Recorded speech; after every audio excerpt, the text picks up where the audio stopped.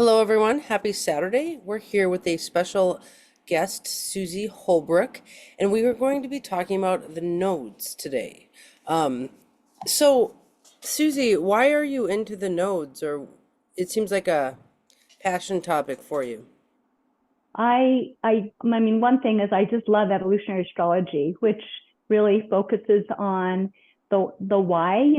That there's it's not just random that we're in a body on the planet with our time and date and place of birth.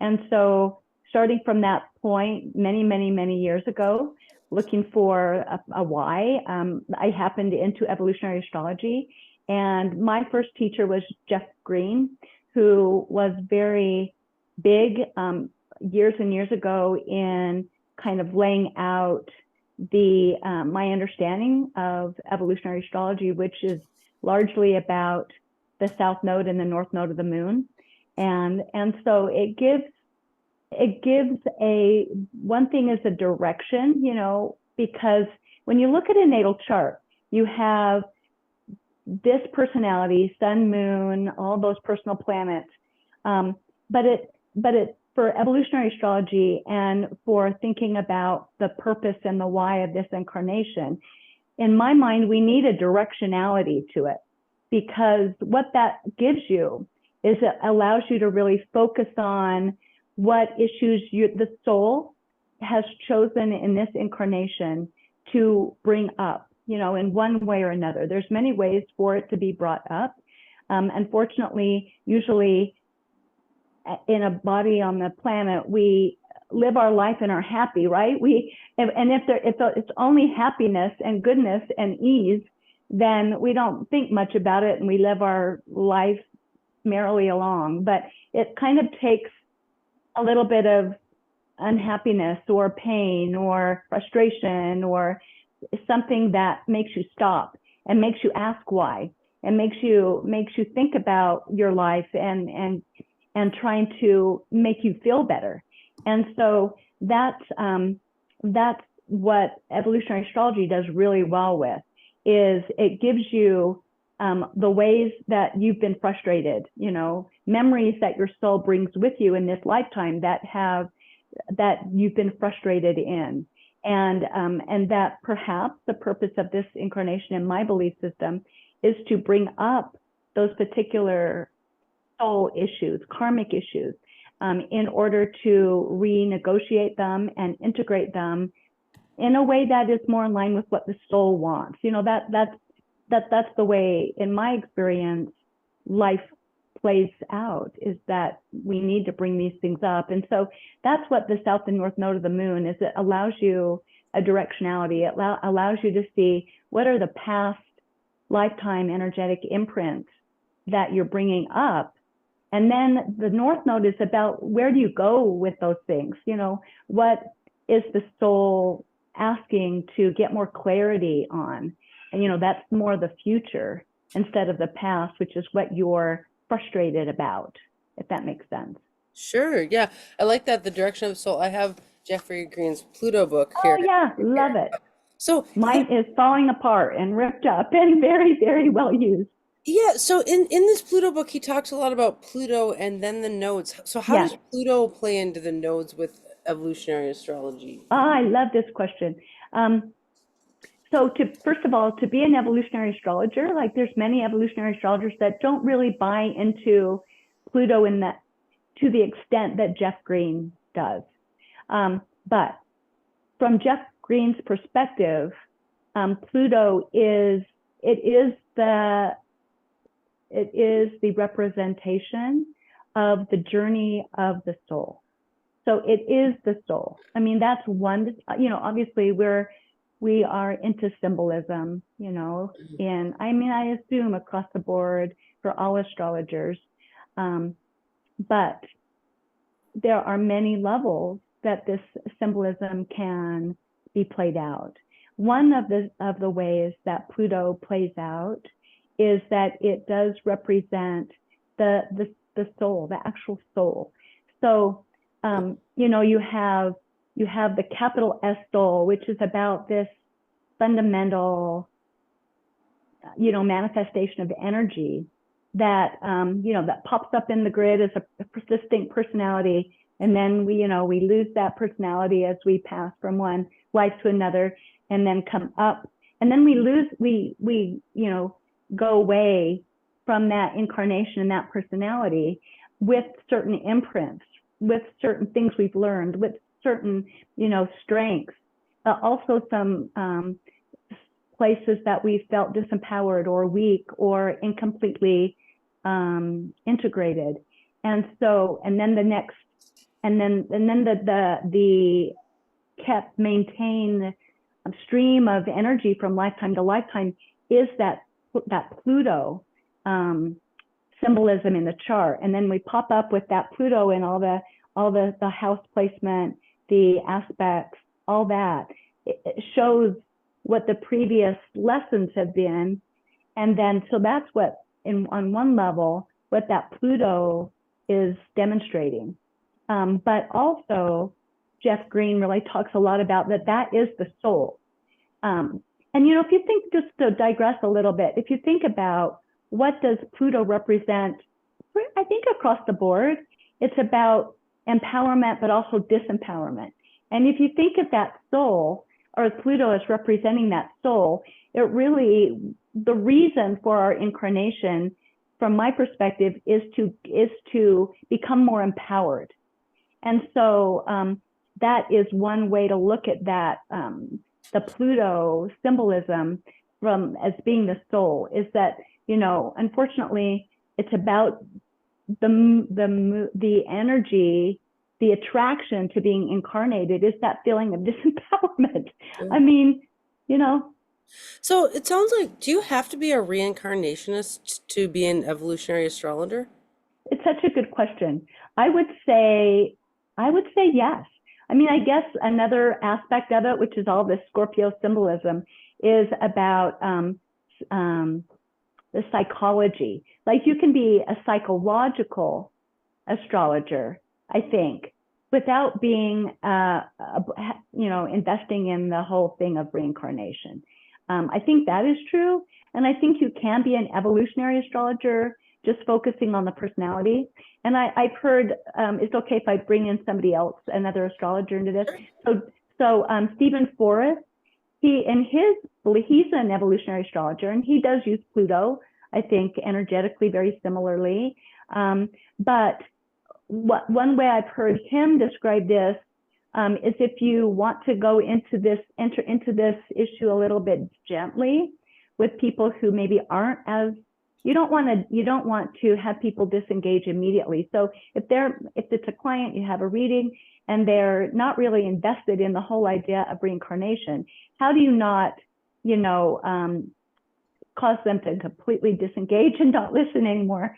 Well, what I've heard him do is say, well, if one way that works for me personally is to bring in reincarnation and bring in past lives. But if that doesn't work well for you, another way to do it is to say, this is the upbringing, this is the family culture that you grew up understanding. And so it is what you ate, breathed, through the time you were born to now. And so it works very similarly, because so much of that we get from our culture and family is so subconscious. So it's very similar. You can get the same place from either direction. I think. Interesting. Well, Yeah. so I have to say something. I know this is kind of your show, but I'm a teleological astrologer, and teleology was the ancient development theory upon which astrology was developed. And what's interesting is it has a similar aspect to EA in that it talks about the soul, where I think a lot of Western astrology is missing the soul component. Like, psychological astrologers talk about your psyche, but they don't necessarily talk about your soul. But Vedic astrologers talk about the soul constantly, and I think they have that rich spiritual life along with astrology. Whereas in the West, I feel that EA has given this rich spiritual element to astrology that makes it so popular and so helpful, honestly. In teleological astrology, the whole chart is a map of where you're going from a soul perspective. It would say like one Jupiter transit at a time, you're supposed to grow and develop that part of your chart. They say you let a new heartfelt longing take you over, and then whatever you grasp at on that transit is where you're growing, or what have you. But Hmm. I just I do love this idea that the soul is developing, and so I think, our astrology share that component. I do have a Hmm. question for you about, so if a soul reincarnates, is the chart like, okay, so there must be part of the soul that comes back over and over again, and then we have different charts every time because the planets Yeah. only replicate every 16,000 years. So how does that work to have the same soul? Is it just the Pluto that it shares each lifetime, or how does that work? No, that's, yeah. And I think that that is a very fundamental question. So Pluto is the soul, like, different personality. So sorry, to get back to your question about the South and the North Node and how does that relate to Pluto. So Pluto is the soul, and that the previous desires or previous lessons, where what you're disempowered with, what you come in with, and what the future holds. But how do we learn that in each lifetime? Well, that is shown by the South Node, are the most recent relevant personalities, like in a nutshell. That's the South Node. The North and the South Node and the ruler of the South Node and aspects made. And then the North Node is the future personalities that the soul, could, given the choices made in this incarnation, because nothing's written in stone. That's one thing that's very clear to me and really important. And I think it's really not understood in just the lay, what people that aren't in astrology believe about astrology, is that it's not written in stone, it's not black and white, and it's not predetermined.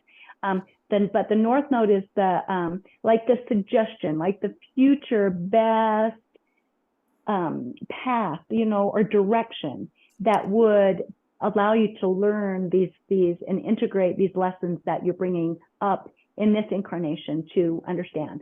So it's the South and the North Node show the personalities, whereas Pluto is the soul. And then also in this, so it's really fundamental, I think, lesson is that what are the nodes? What is the South Node and the North Node? Well, it's the ecliptic, the path of the sun, and then the points of intersection of the moon. So that is what makes up those points in space. It's not a physical thing, but it's a point in space in the chart. And so it's about the sun and the moon. And so what is our personality? The foundation of the personality in this lifetime is the sun and the moon in the natal chart. Yeah, I always think about them as the node is where the sun and, well, because we have a sun eye and a moon eye, and it goes down your energy channels, and there's a Yeah, point where they cross in the aura. yeah, Like exactly. the north node would be where your sun and moon line cross going forward, and then south node Yep. would be where they cross going backwards. So it's like Yeah. if we go towards our south node, we are expressing part of our machine or our self, but we're going backwards. And if we Uh-huh. express the north node, we feel like we're moving forward, kind of thing. Because Yep. Yep. this is a question, is like, well, let's say a person has a planet on the south node. It's like, Hmm. how do you express your planet on the south node without going backwards, essentially? Yeah. What it is so Jeff Green says that you don't know for sure what that means. Fundamentally, what it means is that you have expressed this energy as a major in previous lifetimes, as a major component of what there's still lessons to be learned about in this lifetime. So you're just bringing in that energy to reconfigure in this lifetime, very specifically, very central to the themes of this incarnation. And that what he said is that you need to have conversations. You need to ask about whatever, like if it's Mercury, you ask about, how, Mercury is also about the skill set you have to get your life done. Do you have learning disabilities? Do you have reading trouble? Do you have a speech impediment? And is a lot of your path in this lifetime to teach? Then how do you negotiate that, And so what he says is that you have to ask in order to know, is this a relive? Like, is there something that got hung up and you're doing again in order to make more clear? or is it a fruition lifetime, which means that that is already understood and you're actually spreading it for the greater good. So by talking to somebody, you'll be able to figure that out more. Sometimes with a relive situation, it'll take until the second Saturn return to fully integrate that in order to move forward with that issue on a soul level. Interesting, because so it sounds like you're kind of building on your South Node and what you've incarnated with in order to move forward. Because what I always Yeah. teach my students is the South Node and the North Node are expressed cyclically. When you have a transit through the South Node sign, you are going to express the South Node characteristic. You came in with it, right? Like you Yeah. came in knowing it already.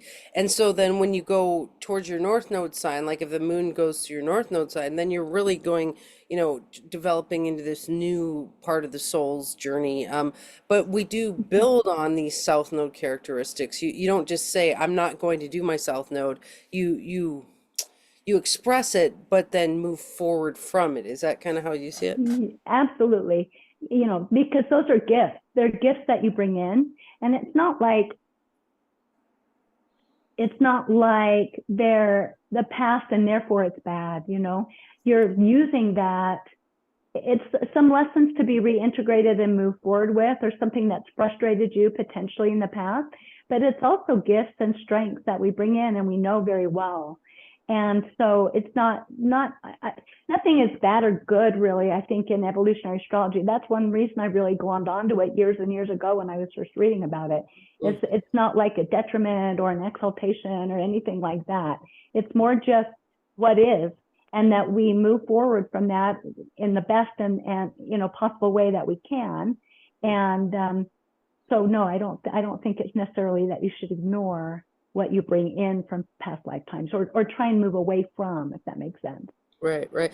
It could be, it's kind of like if we're developing towards our North Node, you could say, get away from the South Node, don't do that. Or you could say, use what you have and move forward with it. And I think that's kind of more your approach.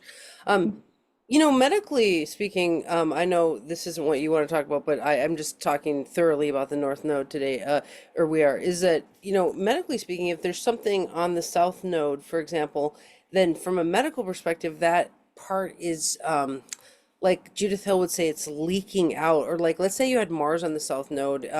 We talked about this in the gender and astrology video the other day, that a lot of trans people have Mars on the South Node, where then the medical astrologers would say that the testosterone is kind of like leaking out of the system, or Hmm. the machine is like. So I'm not trying for any judgments there. There's nothing is good or bad in a chart. It all is just what it is. But if someone had Mars on the South Node, would you say they are supposed to be expressing masculinity in this lifetime, or they're supposed to be avoiding it, or it's supposed to be going away over time? Like if it was leaking out, like maybe they would come in masculine and then over time become less masculine as they Hmm. move towards their North Node, or like, just that's a concrete example. What would Yeah. you say about that? So South Node with Mars in general, I would say, okay, so a few things come to mind. One is that the nodes of the moon also represent the mother in your life. And it makes sense, because because it is what's imprinted on you. And most importantly, from a personality perspective, it's what energy you were bathed in when you first have your consciousness, the memories that you have, which are obviously, you're there for a reason.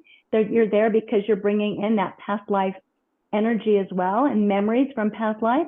But it starts from your conscious memories, and probably subconscious, start from mother. And so the nodal axis is about mother. So my question would be, what relationship do you have with your mother? That's the first thing that comes to my mind. That it could be that she was this amazing, like, Amazonian energy. So to me, it's not masculine, feminine, it's more yin and yang. It's about this outgoing energy. It's about this very active principle. It's about, it's like the warriors, or the hero's journey. It's like, I'm courageous and I have a battle to fight, and I am not going to back down. I'm going to fight everything head on. So it's definitely a more yang energy. But I don't look at it like, I mean, and possibly as far as the medical astrology, I mean, I'm a medical doctor, so the medical astrology aspect of it would potentially be adrenal glands, which is where testosterone is made, Mm, you know. Um, I mean, not only, but, obviously the testes as well. But, and let's see here, to be an interesting point in this regard is that testosterone is actually the origin of the female hormones as well. So from testosterone, you get estrogen.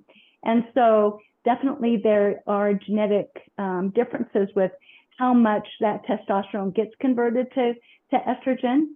mm, Um, and so that's a fascinating topic, and there may be something biological there that you have much more tendency to have more estrogen in mm, circulation, I yeah. mean, excuse me, testosterone in circulation, that definitely those stress hormones are much more, the adrenal glands are much more likely to shoot out this stress hormone.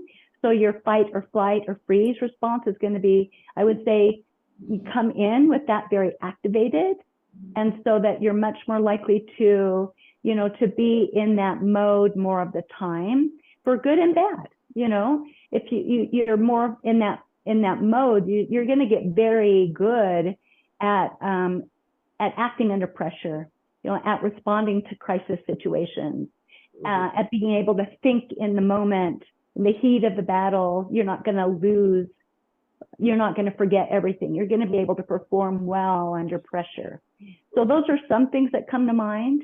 So I'm not sure. I mean, I get what they're saying. Like, it's almost like it's difficult to channel like the leak. It's not like it's not easily channeled, because it has too much friction. It's like it gets hot. Like Mm, the circuitry isn't insulated well. It's not moving well, because, and that goes back to, that energy is a focus in this lifetime, because you're learning how to integrate it in a healthy way. mhm. And so in some ways I can see how that works together with my way of thinking about it. But the energy of Mars, Aries, first house, um, shows up in many ways, as far as the medical astrology. Another way would be inflammation. That somebody with that energy definitely tends to run a little hotter, and inflammation is so fundamentally a part of disease in general. So, inflammation in the heart, more risk for heart attacks. Inflammation in the brain, more risk for Alzheimer's or that kind of thing, and also, inflammation in the immune system, creating inflammation, more likely to have, I mean, not Aries is not the only symbol, but issues with the defense of the immune system. So the antibody production can be a little dysregulated.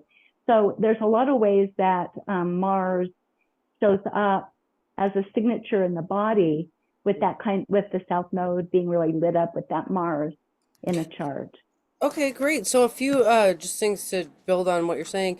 So then I think where the inflammation lies would depend on the sign. If it was Mars and Yes. Leo, we might see inflammation of the heart. If it was Mars and Aries, we might see inflammation of the head or brain. Yeah. And so each south node Mars, conjunction is going to be a different form of inflammation, depending on the sign. And if we really wanted to know what that Mars South Node is doing, we can always watch transits to it. We can say, what happens when Mars goes over your Mars South Node?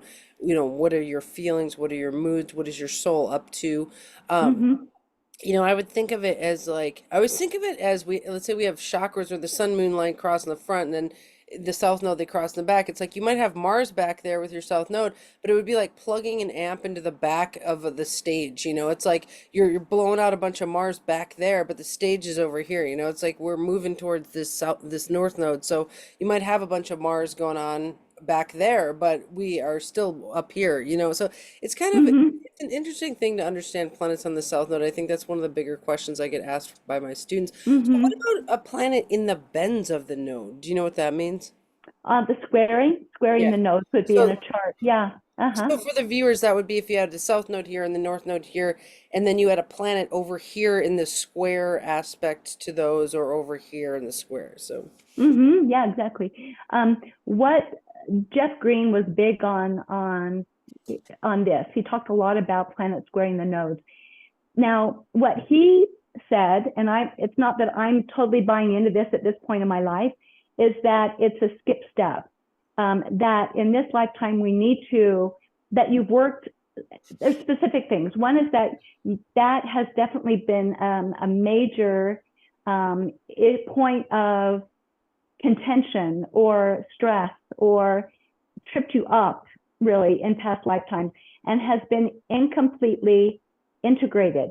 And so that really what it means is that you need to integrate that particular energy in order to move forward in this lifetime.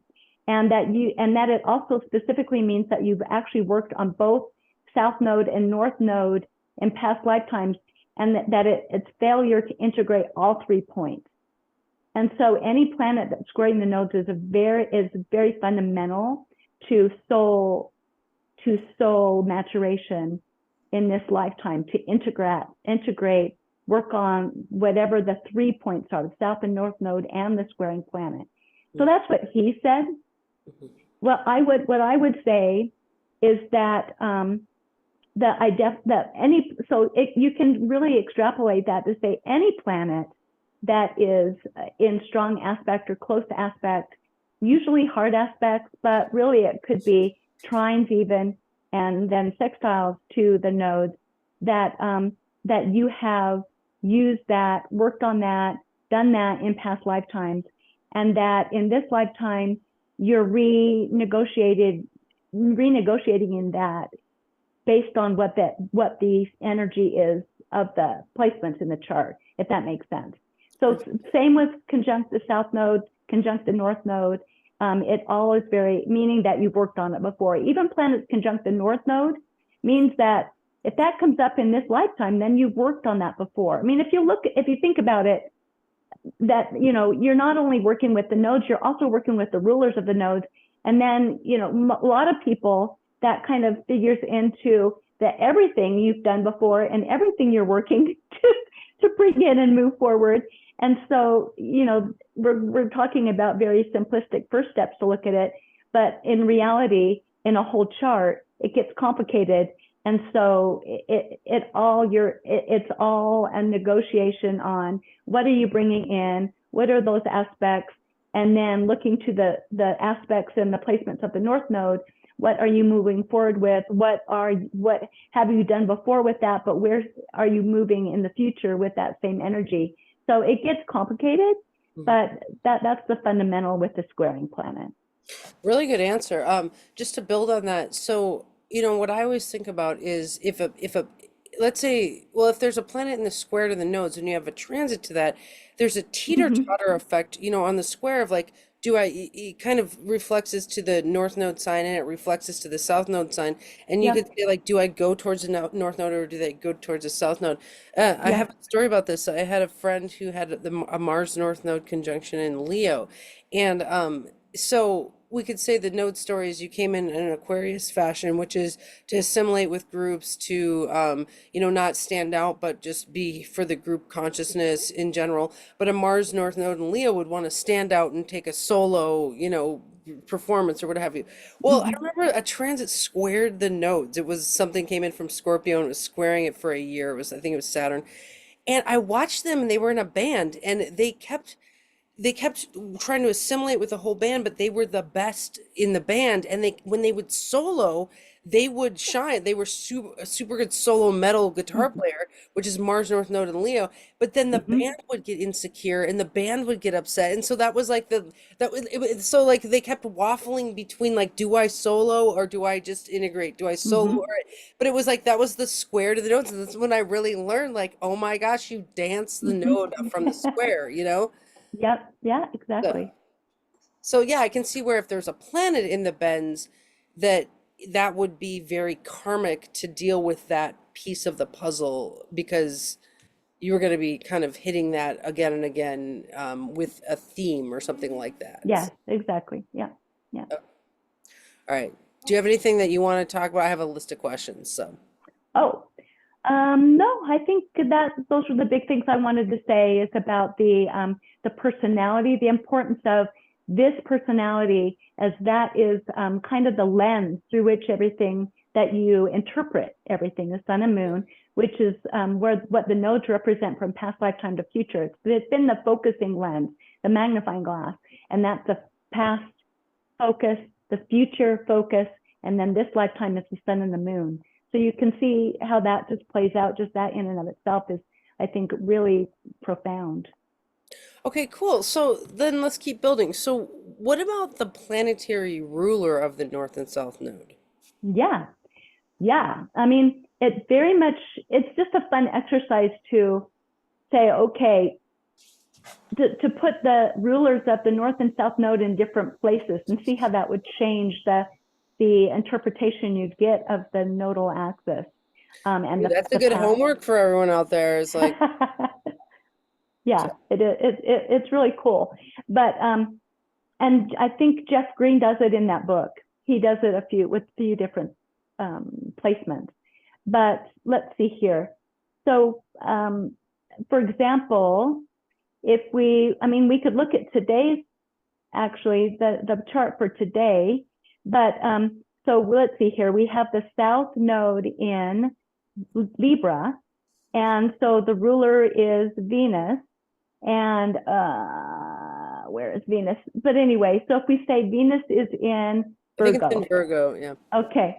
So Venus in Virgo, and so what if we just go to directly let's start with the South Node placement, and I would say that South Node in Libra says that potentially you are very accustomed to taking into account other people in your environment, that you're good at juggling their needs versus your needs, and you're very open and understand that you fit into kind of a social context, seeing the way that they're different than you, and really putting kind of their desires, their wants, their perspective in equal place as yours.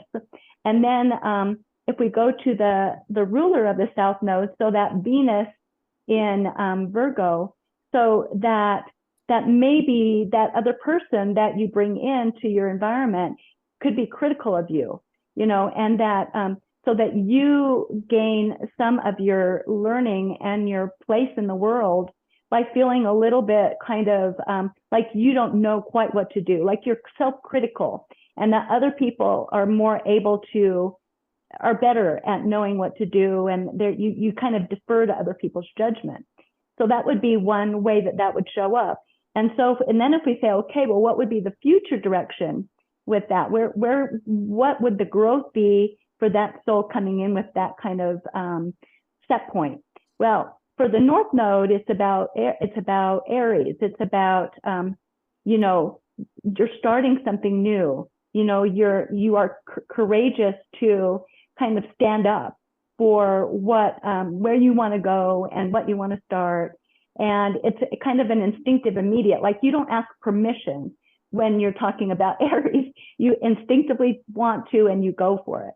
So it's very different than that looking around to seeing what other people are doing or needing of you. And so that kind of energy would be very healthy for this person that's kind of deferring and a bit self-critical, like, no, I'm just going to do it. Like, who cares if I make a mistake? Like, that person needs to learn that lesson. And so then the ruler of that, Mars, would be right now, Mars is, right, it's been conjunct Uranus. And so it's about like it is about groups, but it's also about my original thinking, my what can I do to move this instinctive response to kind of more of a brilliance, or looking at from the intellect what really works better. How can I be the very best adventurer that I possibly can be? Like, what information do I need to understand? Maybe I need to understand a bit about electricity to do what I want to do, something like that. That's very kind of forward thinking and getting kind of the best insights about how to move forward and be this courageous adventurer. So it's very much more self-motivated, very much more the mind and the brilliance, letting yourself be that brilliant original thinker rather than taking into account what everybody else thinks you should do and is critical of you that you're not doing. So it's like that the use of the ruler just gives you much cleaner interpretation. Interesting. So you kind of added on like, okay, so if we go back to the example I had of the person in the band, like I always think of person as a machine. In the ancient Mm-hmm. Greek text, they would call it your soul senses machine. So they would say, we're wired to our sun and moon sign through the eyes, and that aligns our machine to a certain way of sensing the world. And then we have the node, which is a certain like crossing of the machine to go towards a thing. But okay, so let's go with the band. Okay, so if we took Aquarius is on the south node, like they came in a band, in a group, and then we'd look to, if we were doing a neo-modern approach, we'd say like the modern ruler of Aquarius is Uranus. So the Uranus was in Scorpio. Well, it was a metal band. So we could say you came in a band and it's a dark gothic metal variety because the Uranus is in Scorpio. Now, if the person had Uranus in Sagittarius, it might have been more of a punk or poppy band because of the different flavor of that ruler. Is it like you're saying, Mm-hmm. like to run the rulers, if it was Uranus in Virgo, it might have been a more clean line, electronic band or something like Yeah. that. So that would be like what that ruler would show. And then the North Node in Leo, we would know that in the machine that floods the body with energy around the heart and the flanks because that's where Leo lives. So that's the metal souling is like a lot of energy right here. Well, it's like, well, where does that heart live? Where's the sun, which is the ruler of Leo? And this person had the sun in Virgo, so they were very technical player, and they were always looking at their technical ability and stuff. But if the sun was in Aries, maybe they would have been a more in your face kind of singing soloist or yeller or something like that, where I see what you're saying, where if you add on the sun or the planetary ruler, you get just more information about the machine. How's the machine built? What's the person, and I don't always take a kind of reincarnation approach to the nodes. I look at more of the machine, like how are you wired in your soul senses machine. So but I think that does Mm-hmm. lend towards a reincarnation story where you say like you came in acting like this, you're trying to go out acting like this, but I don't necessarily say there was a past life and a forward life. It's just more like your machine is wired to act like this and then it goes forward like this. So I think Mm-hmm. those are just two different ways of looking, for the viewer, just to looking at the node and the ruler. Mm-hmm. So on a more philosophical level, what is karma or like karmic development? And how Mm-hmm. does that deal with the node? Mm-hmm. Well, I think that there's different ways to use it. It's kind of a buzzword, I think, to me, and I don't know quite what. See, to me, karma, to me, is more of a Saturn word. I mean, just to kind of, from my perspective, just so that I am representing this answer fully. But what I think as far as the nodes, how I would interpret your question from the nodal perspective is that, from past lifetimes, we all live our life and nobody's perfect. So in the process of living a life, you make mistakes. That's just how it is.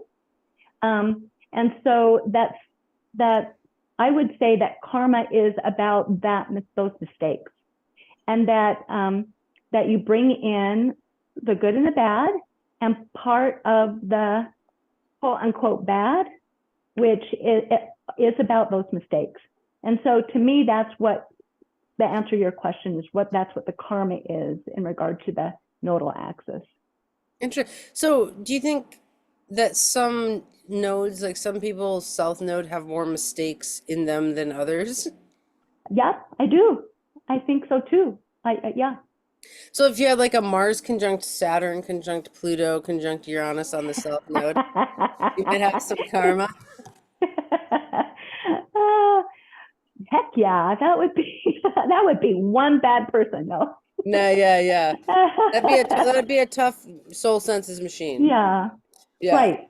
I mean what it means kind of foundationally is that there's a lot of, the soul left that lifetime with a lot of poorly integrated energy, you know, that in this lifetime, and the reason I would say poorly is because of the placement, that that is a lot of energy to reconnect with, to re-experience. There's a lot of emotionality in that, and a lot of pain, you know, in that experience.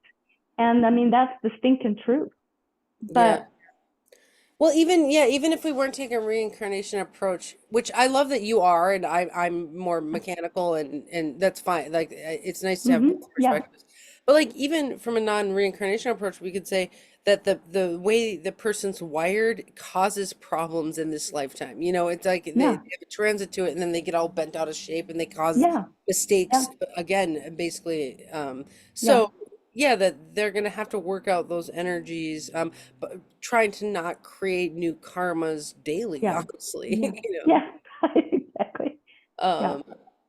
Okay, so karmic development would be then building on the mistakes that we've made or trying to do reparations for those or hmm um you know, it's like in AA or other recovery programs, they have the 12 steps. And I always think about this like the 12 steps help you get through things like this, like bad transits, hard karma, you know, like hmm you list out your resentments, you look at what your part in it was, you look at your defects of character. Like, so I think, you know, recovery programs can help people with really hard charts.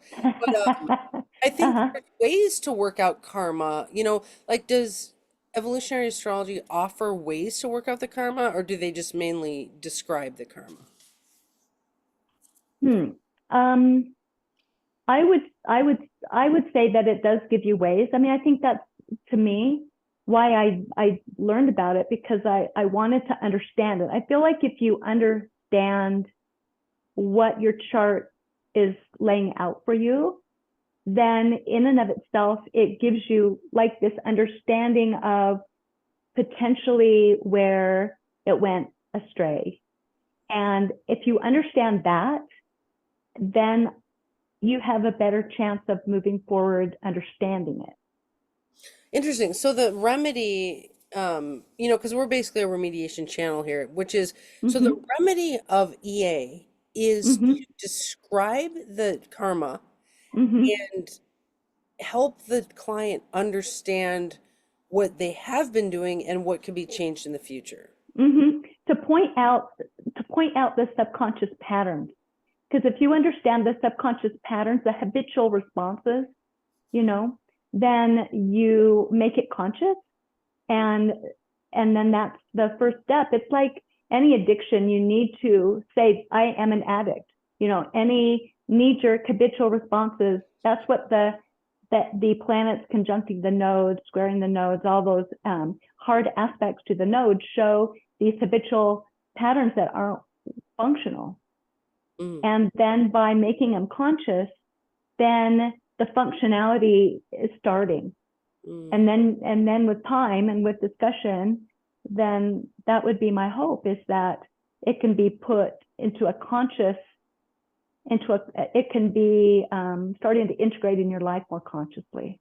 Yeah, there it's so interesting because there's this people who say there's an evolved use of the chart and an unevolved use of the chart. Like if your node's just running rampant on you and you don't know what it is, or you, that would be an uninvolved expression of the chart. But like once we learn about it, then we can wield it, or you know. So I think that's kind of along the lines of what you're saying, and that's Mm-hmm. you're really teaching me something that even the consulting that an astrologer does is a remedy because I'm always going a lot into physical remedies and you know stones and herbs and you know things like that but you're saying that even just the knowledge that we impart can literally change a whole life. I mean, it's not like I don't know that, but I just think it's fun to remember that. It was just like, oh yeah, Mm-hmm. talk therapy is a remedy. You know what I mean? Or, you know, Yeah. changing someone's viewpoint is, yeah. Mm-hmm. The other thing is, I think it's a physical remedy too, because you can hold energy in your body, or you have unconscious defenses.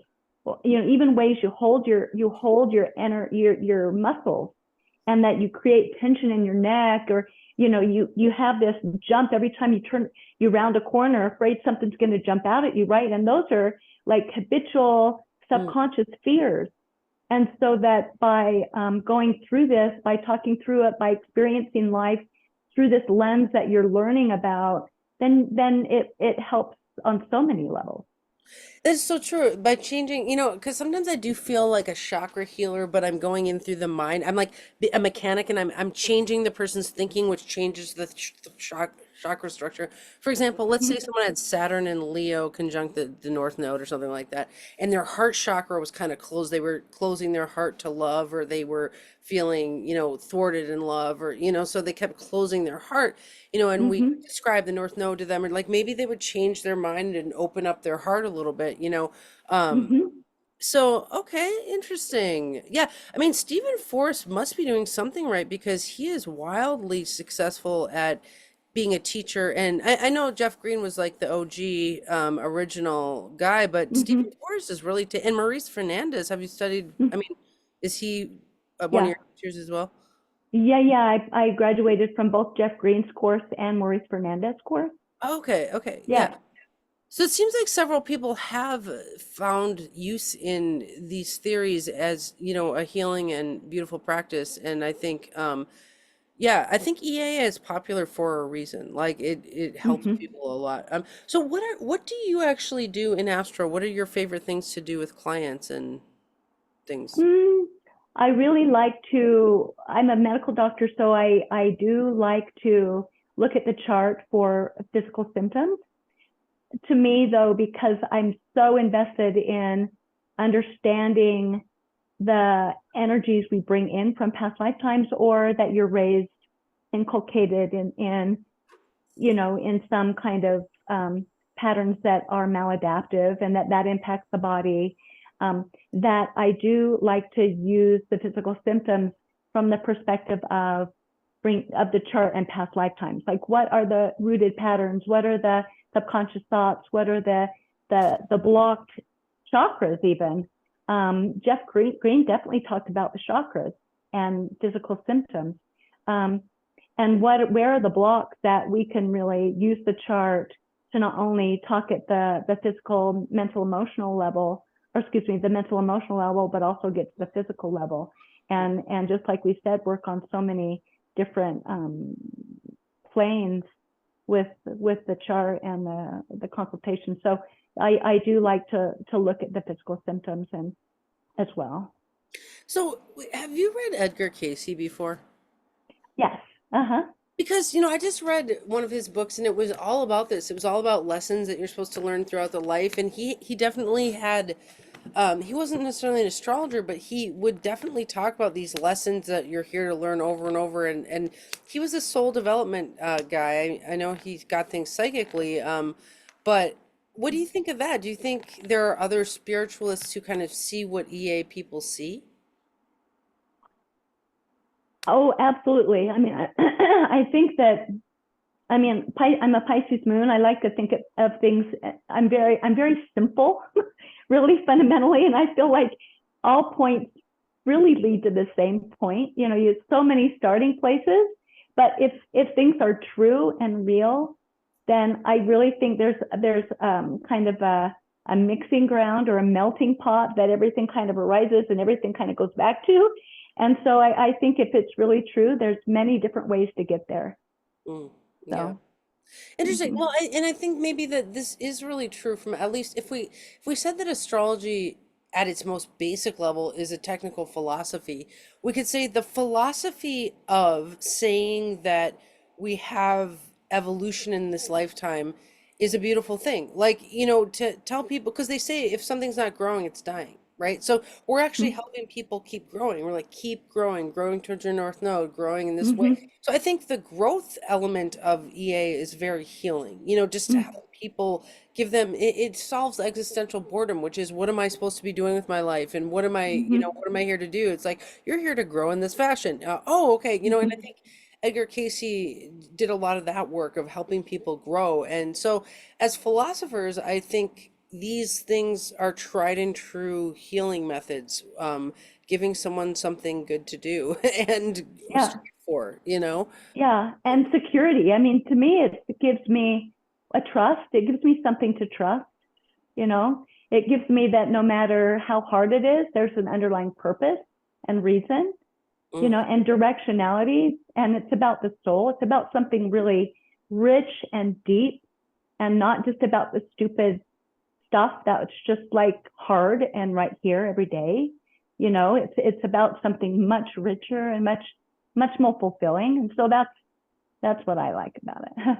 Well, it's interesting. I'm a Pisces moon, and Edgar Casey was a super Pisces. And what I've Oh noticed yeah. about Pisces people is they go in healing things from a spiritual, philosophical, psychological level. Whereas Virgo, which I think you might also be Virgo, is it goes in somatically, or they go in physically to you. You can actually heal the same problem, spiritually and somatically. You could, if it was a heart problem, you could go in physically, and then you could go in spiritually, and both of those together would really, I guess it would be the marriage of those two that would really heal the person. That would be like the Pisces Virgo axis of things. Thank you. And we're coming up on that come January. So Oh, are we? Is that what the nodes are going into? yep, the nodes are transitioning the first part of January into South Node Virgo, North Node Pisces. So Interesting. Yeah, the nodes yeah, move backwards. What's up with that? yeah, yeah. I don't know. I can't comment on that, but it's true. Can you ask the creator why they made it that way? No, I don't know. We don't know why. But yeah, for everyone who's watching astronomically, look at the nodes in your ephemeris. You'll notice that they wobble. They go like this, and they move backwards. So it's Mhm. not going to be the same transit you're used to seeing. So I guess we have about 6 minutes. I just want to make sure that people know how to contact you, or if they want to Oh, book thank a you. reading. Yeah, I mean, you can contact me. My website is suzyholbrook.com. That's SUZYHOLBROOK.com. I just started a new series on my YouTube channel, again, Suzy Holbrook, and about the archetypes of astrology and synthesis of evolutionary astrology and functional medicine, which is just more of a holistic kind of medicine. Um, but yeah, you can get a hold of me through my website, at suzyholbrook.com. Yeah. Okay. And then we were talking about eventually, I don't know if we will be having more guest teachers at the school. That's still to be determined. But if we do decide to keep going with that, would you be willing to teach a class teaching people about their specific north nodes, or is that I fine? would love that. That would be so much fun. Hmm. Okay. So we would look at each chart and kind of delineate, what is their no north node, south node, planetary ruler, all that kind of stuff. Yeah, absolutely. All right. Well, it's been awesome having you. Is there anything else you'd like to talk about in the last 5 minutes? I think we got it all out there. I really appreciate you, Andrea. Thanks for sharing your folks with me. Oh, sure. Well, Mhm. I'm sure they're going to be excited to see this. They love all sorts of topics, and I think it was cool to kind of have both our takes, because I'm the teleologist and you're the EA person, and it's fun to kind of marry those two. So Yeah, uh, absolutely. it's great to meet you, and Yeah. we'll see you soon. Okay, thanks so much. Bye bye.